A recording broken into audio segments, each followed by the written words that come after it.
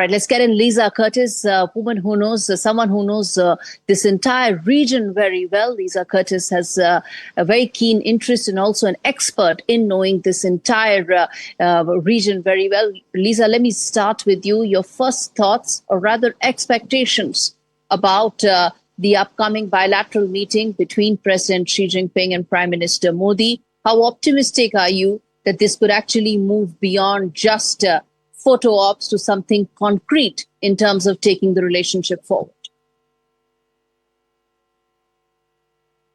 Well, I think the significance of Modi's visit to China for the SCO meetings is because of the deterioration in the U.S.-India relationship. I think all eyes are watching, what's happening between India and China because of President Trump's criticisms of India, the 50% tariffs that he has levied now on India, which will be, quite devastating, I think, for the Indian economy.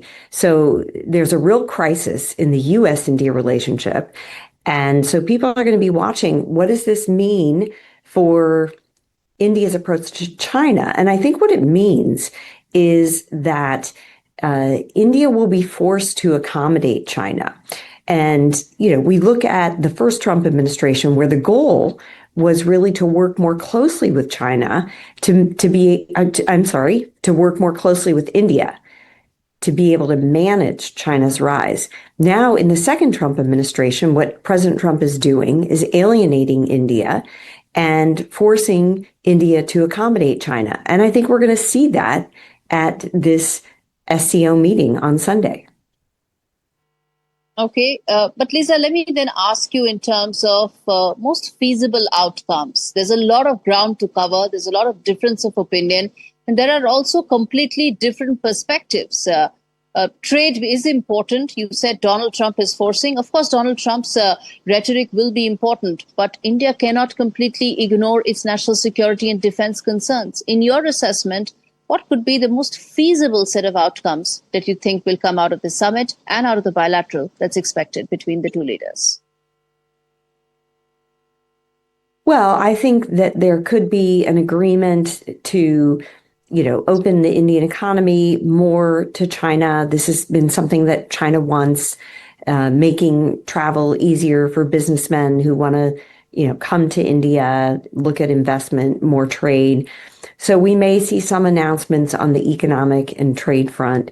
But I think it's important to note that India still likely sees China as a strategic adversary because of what happened in the 2020 border crisis. And things are not completely fine on the disputed border between India and China. There are still tensions there, and there's still a chance that things could escalate again on that border. So I think that, yes, India is, being forced to accommodate China more. We'll probably see some announcements on the economy, on trade, on travel, and, an overall reduction in India-China tensions.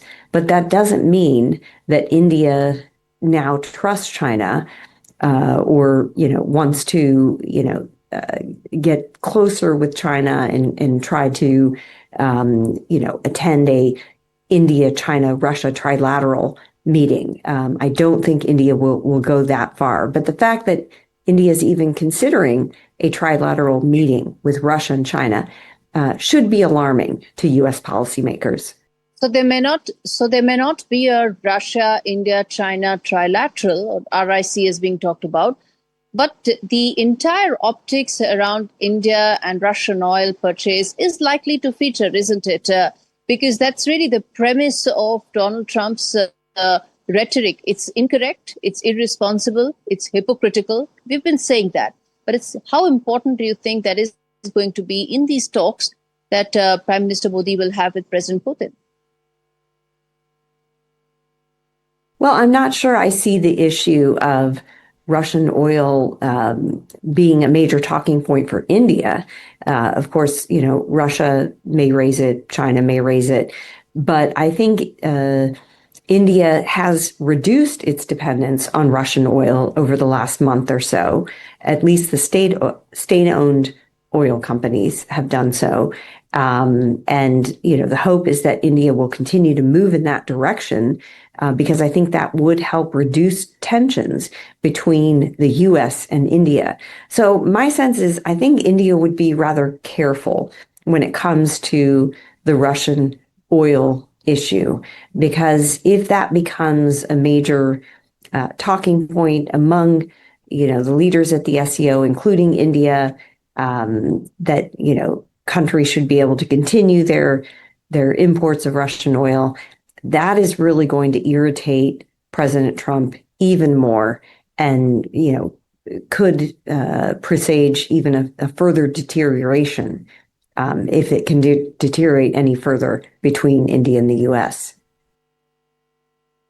All right, Lisa Curtis, appreciate you joining me live on India Sense ahead of the crucial SCO summit right here in Tianjin that we have been covering. We will continue to get you all details and updates on that. Well, viewers, one thing is for certain, that this summit will have an impact in terms of major political realignments in the world. Whether Russian oil is going to feature or not remains to be seen.